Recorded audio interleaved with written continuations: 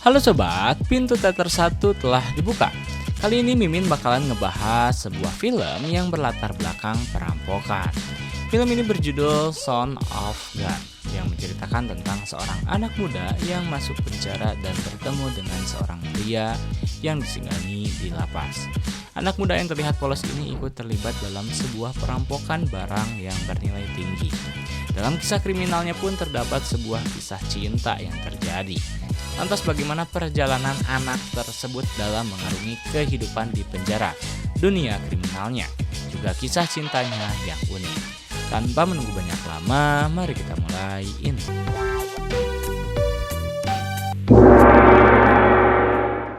Sini mulai di mana kita sedang diperlihatkan latar tempat ini yang berada di sebuah penjara, tepatnya di salah satu kota di negara Australia. Di sini kita akan diperkenalkan dengan seorang remaja tampan yang berumur 19 tahun yang bernama John. Di usianya yang muda, ia harus berurusan dengan hukum. Di sini kita tidak dipertunjukkan apa faktor kesalahan yang telah diperbuat oleh John.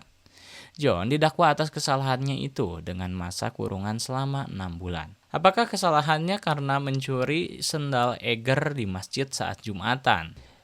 Scene berganti di mana kita diperlihatkan dengan ekspresi wajah John yang agak tegang. Hal itu terjadi karena ini adalah momen awal di mana ia masuk ke penjara. Wajar saja dia tegang karena di dalam penjara tersebut diisi oleh orang-orang kriminal yang dari berbagai kalangan dan latar belakang masalah yang berbeda-beda. Saat itu juga John diantarkan oleh sipir penjara menuju ke selnya. Saat sampai di selnya, ia berada satu sel dengan tahanan yang lain. Ia bernama Ben. Kita diperlihatkan dengan wajah Ben yang tampak kusut, pucat, dan terdapat bekas luka pukulan yang masih hangat. Ben menampakkan ekspresi ketakutan saat John tiba di selnya. Melihat keadaan Ben, John lalu berhipotesis jika orang tersebut sepertinya selalu menjadi bulan-bulanan napi di sini. Ia pun cukup khawatir jika hal itu terjadi menimpa dirinya. Kemudian scene berganti di mana John yang sebagai anak kemarin sore di lapas sedang dibotakin oleh sipirnya. Setelah dicukur, ia pun diperintahkan untuk bekerja di sana. Hal itu dilakukan sebagai sesuatu kegiatan yang diterapkan di penjara tersebut. Saat sedang istirahat makan siang, John melihat Ben yang sedang didatangi oleh beberapa orang yang badannya kekar. Kita sebut saja mereka dengan Dev CS. Dev CS ini bisa dibilang kumpulan orang-orang gay yang selalu memperundungi dan menyiksa orang lemah. Salah satunya si Ben. Di sini kita diperlihatkan jika Ben sedang dituntun oleh mereka untuk menaiki tangga dan sepertinya akan dibawa ke WC untuk segera melakukan adu pedang seperti kaumnya Nabi Lut. Kemudian, scene berganti di mana kita akan diperkenalkan dengan seorang pria yang mempunyai pengaruh besar di penjara tersebut. Ia adalah Brendan. Ia adalah penjahat kelas 1 yang disegani oleh para napi di sini. Selain itu, ia juga merupakan spesialis tindak kriminal di bidang perampokan bersenjata yang pada akhirnya mengantarkan dirinya masuk ke penjara. Di sini John mencoba menantang dirinya untuk menantang bermain catur. Brendan mengiyakan ajakan tersebut dan permainan pun dimulai. Di tengah permainannya, John memberitahu kepada Brendan dengan mengatakan bahwa jika dalam 3 langkah saja dirinya akan langsung skakmat. Mendengar pernyataan itu, Brendan malah mengacuhkan tebakan tersebut. Namun benar saja, Brendan ternyata kalah dalam permainan caturnya melawan John. Kawan-kawannya yang melihat pertandingan itu malah menertawai kekalahan Brendan. Kemudian scene berganti di keesokan harinya di mana John sedang memergoki Ben yang sedang meruncingkan ujung sikat gigi ke keramik lantai. Intinya Ben ingin melakukan perlawanan dari Dev dan kawan-kawannya yang gila ini. Melihat hal itu, John langsung mencegah Ben untuk melakukannya. Niatnya mencegah, Ben malah balik melawan kepadanya, dan terjadilah sebuah keributan sehingga kegaduhan itu harus dipisahkan oleh para sipir.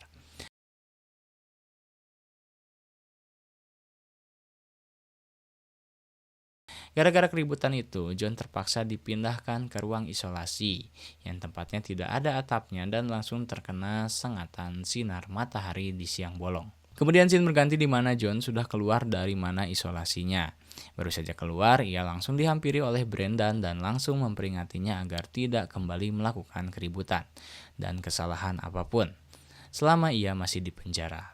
Bahkan keributan kemarin pun sepertinya bukan jalan yang baik, karena Dev CS masih kembali membuli dan melecehkan Ben. Andai saja John membiarkan Ben mengasah sikat giginya, pasti ia bisa melindungi dirinya dari para gay itu. Kemudian scene berganti di mana John tengah tertidur lelap. Namun tiba-tiba saja ia sontak terbangun karena mendengar suara rintihan menyedihkan di selnya. Lantas ia melihat Ben dan langsung menghampirinya. Benar saja jika suara tersebut bersumber dari dirinya. Ternyata Ben sedang melakukan percobaan bunuh diri tengah malam dan merintih karena sedang sekarat. Ia lebih baik mengakhiri hidupnya karena sudah tidak kuat dengan perlakuan anak-anak setan tersebut. Dan pada akhirnya Ben meninggal dunia di malam itu di samping John. Dengan kepergian Ben ini, John mulai cemas karena ia pasti menjadi target Dev Gay CS selanjutnya untuk melampiaskan hawa nafsu. Untuk mengantisipasi hal itu, John pun langsung mengikuti cara Ben untuk meruncingi ujung sikat gigi ke keramik sebagai alat perlindungan dari para maniak itu. Pada akhirnya ketakutan itu terjadi saat John tanpa diduga ternyata Dev CS dari belakang sudah membututinya. John pun terjebak di toilet itu bersama para gay. Saat John akan dieksekusi, Brendan dan kawan-kawannya tiba di sana dan langsung menghajar mereka habis-habisan. Setelah penyelamatan itu, Brendan pun menawari jasanya untuk melindunginya dari Dev CS dengan satu syarat, yakni jika dia harus membantunya saat sudah keluar dari penjara. Mengingat Dev mempunyai pengaruh kuat juga baik di penjara maupun di luar penjara. Mendengar tawaran itu, John pun akhirnya menyepakati tawaran dari Brendan agar lubang pantatnya tetap suci dan terjaga dari para gay itu. Kemudian, scene berganti pada keesokan harinya di mana Dev CS yang masih penasaran ke si John. Mereka pun langsung menghampiri si John kembali. Brandon dan kawan-kawannya yang tahu kejadian tersebut tanpa ampun langsung menghajar kembali gay CS itu. Karena sudah kesal dengan kelakuannya, Brandon pun membawa mereka keluar dan langsung melempar mereka ke lantai dasar hingga tewas. Kemudian scene berganti, di mana sudah tak terasa bulan demi bulan berlalu dan tibalah waktunya kita diperlihatkan John sudah terbebas dari masa penahanannya. Setelah keluar dari penjara, ia akan menepati janji dari Brendan dan bergegas melakukan tugasnya. Ia pun lantas pergi dengan menumpangi bis dan langsung bertemu salah satu bos gangster. Bos gangster itu bernama Sam. Ia adalah seorang bos yang merupakan pemasok barang curian dan bekerja sama dengan para penjahat kelas kakap. Di sini kita dapat mengetahui jika sebenarnya ia ditugaskan Brendan untuk bertemu Sam, bertujuan untuk membantunya keluar dari penjara. Saat sampai di sana, ia malah diajak main catur dulu oleh bos gangster tersebut. Dan apa boleh buat, ia lantas melakukannya. Saya memberikan sebuah koper kepada John yang berisikan sebuah penginapan bintang 5 di dekat pantai. Juga sebuah senjata dan berkas milik Brendan. Tak lama berselang, datang seorang perempuan cantik nan anggun ke hadapan mereka. Perempuan itu namanya adalah Tasha. John yang ada di situ langsung terkesima dan merasa salah tingkah karena melihat kecantikan Tasha. Ternyata Tasha merupakan suruhan dari Sam untuk mengantarkan uang bersama handphone kepada John. Selain itu, Tasha pun berpesan jika ada telepon itu berdering, ia harus angkat telepon itu karena itu pesan tersebut adalah tugas baginya. John pun mengiyakan perintah tersebut. Kemudian, scene berganti di mana kita diperlihatkan dengan John yang sedang mengendarai mobil untuk menemui seseorang sesuai perintah. Setelah itu, John sampai di sebuah rumah. Ternyata orang yang ditemuinya adalah seorang pria yang berprofesi sebagai penjual senjata ilegal. Kita diperlihatkan ke sebuah gudang di mana banyak sekali senjata yang keren-keren yang ada di game Point Blank, mulai dari AK-47, Lisai handgun, dan masih banyak lagi. Pada hari itu juga, pria tersebut mengajari John tentang cara penggunaan senjata tersebut. Seiring berjalannya waktu, John dinyatakan sudah mahir dalam pemakaian senjata. Setelah itu, John melanjutkan perintah selanjutnya, yakni mengunjungi sebuah tempat penyewaan helikopter sembari menyimpan beberapa senjata yang sudah ia beli. Ia sampai di lokasi dan langsung menyewa salah satu helikopter. Saat helikopter itu tengah mengudara, John dengan pedenya mengancam pilot tersebut untuk segera mengarahkannya ke penjara, di mana tempat Brendan ditahan. Scene berganti, di mana kita diperlihatkan dengan Brendan dan kawannya sedang menyandra sipir yang menjaga lapangan. Hal itu dilakukan agar mereka bisa memasuki lapangan yang di mana John akan menjemput mereka. Tak lama berselang, John pun tiba di atas lapangan tersebut.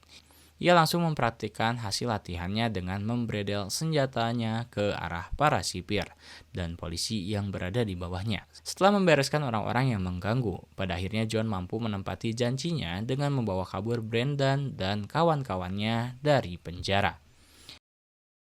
Kemudian scene berganti di mana mereka tengah diturunkan di sebuah lapangan luas. Di lapang itu pun terdapat sebuah mobil yang sudah menunggu di sana. Turun dari helikopter, mereka segera bergegas pergi menggunakan mobil tersebut.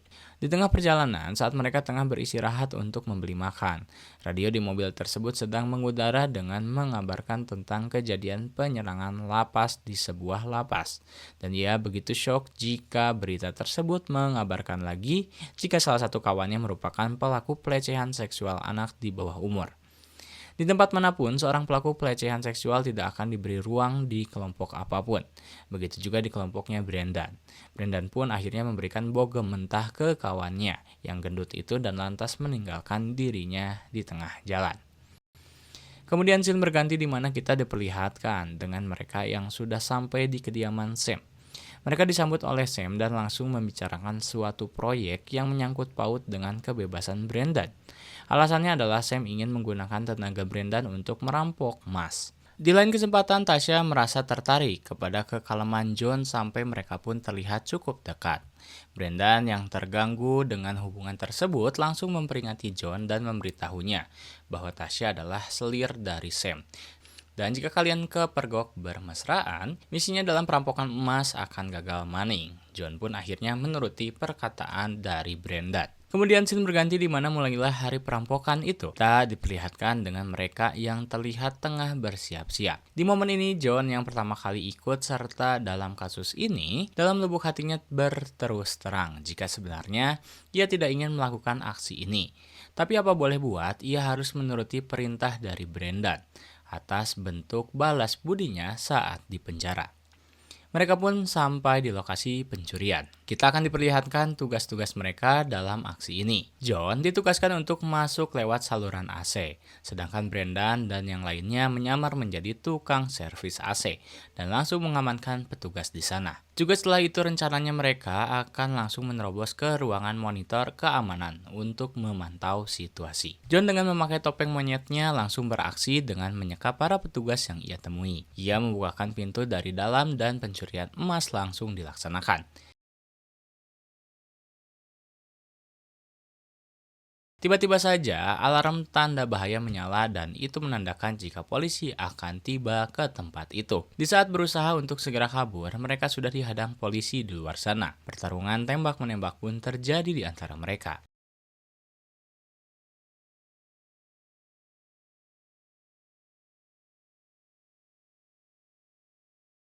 Saat sedang kejar-kejaran, salah satu kawannya Brendan tewas karena tertembak dari arah belakang oleh polisi.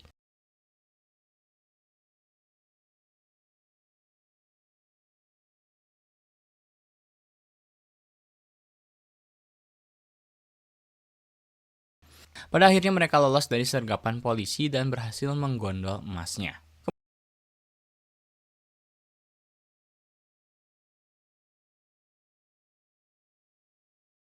Kemudian scene berganti di sebuah lapangan peti kemas di mana Sam dan antek-anteknya sudah menunggu kedatangan Brendan dan kawan-kawannya. Setelah tiba, Sam rencananya akan memotong kecil-kecil emas tersebut dan akan memberikan jatah emasnya kepada Brendan saat malam nanti. Di sisi lain, mobil yang tadi ditumpangi langsung dibakar beserta mayat temannya yang telah ditinggalkan di dalam mobil.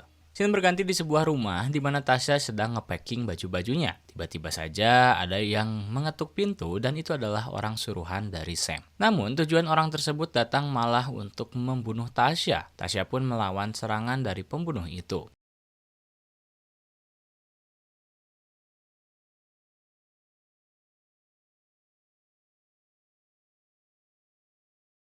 Pada akhirnya ia berhasil kabur dan selamat. Ia pun langsung mengabari kepada John tentang apa yang terjadi di rumahnya dan memberitahu rencana Sam yang akan membunuh mereka berdua.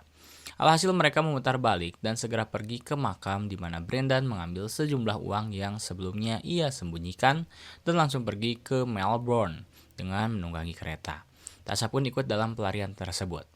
Setelah sampai di lokasi tujuan, mereka pun langsung menyewa penginapan. Kemudian, scene berganti di mana Sam mengutus pembunuh bayaran yang bernama Wayne untuk segera menghabisi mereka. Namun Brendan bisa mengambil celah di mana ia melakukan mediasi dengan Wayne dan memutuskan untuk berada di pihaknya dengan diiming-imingi mendapat sebagian emas. Scene berganti di mana anak buah Sam ikut memburu mereka sembari akan melakukan transaksi emas dengan seorang penadah yang bernama George. Saat tengah bertransaksi, mereka langsung disergap oleh John dan Brendan.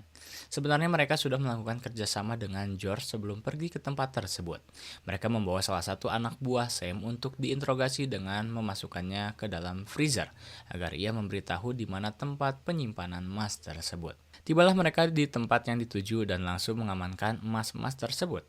Setelah meraup emas-emasnya, mereka lantas pergi ke kediaman si Sam dan tanpa basa-basi langsung membunuhnya.